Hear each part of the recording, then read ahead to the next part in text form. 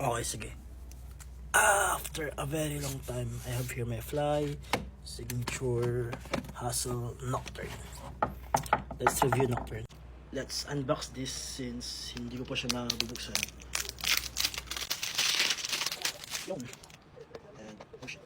Okay. Unbox po siya mayos. Sa gilid pala siya binubuksan. So, wait lang. Thank goodness.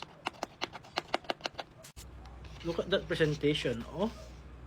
Uy, ang angas naman. Good job, Oxygen. Ang ganda ng presentation nyo. Look at that. Kaso ang hirap nyo tanggalin. Sobrang madikit. Ayun, nakakuha na rin siya. So, this is Nocturne by Oxygen.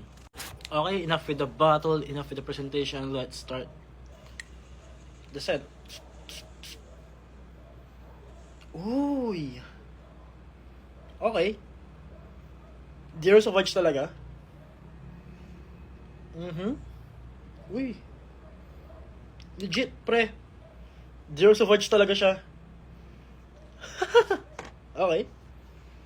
Medyo may pagka-alcohol scent lang siya, pero when it comes to the Sauvage DNA, yes, kung kaya si Sauvage, actually it's better than those Sauvage inspired compared to Enzo, HSI, Percent.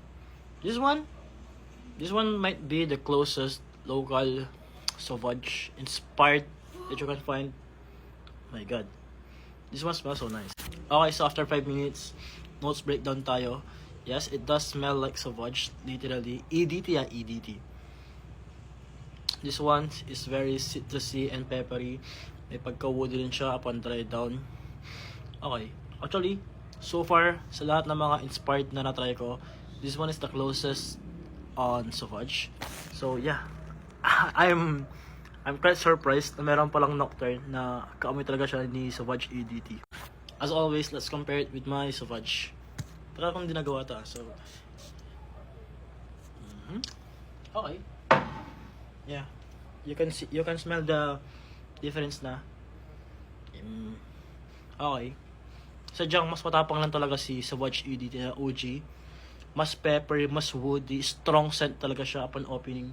While upon smelling the Nocturne again,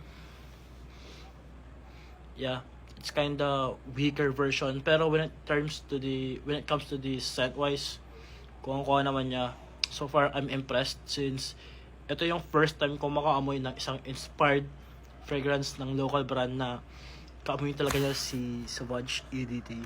As in, kuhang-kuha talaga niya. Maybe let's say around 80 to 85% in closeness niya. And this is the closest so far when it comes to inspired local brands.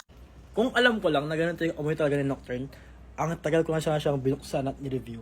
But yeah, I'm impressed so far. So pag naghahanap ka ng Sauvage scent, then I would highly suggest Oxygen Nocturne, the best.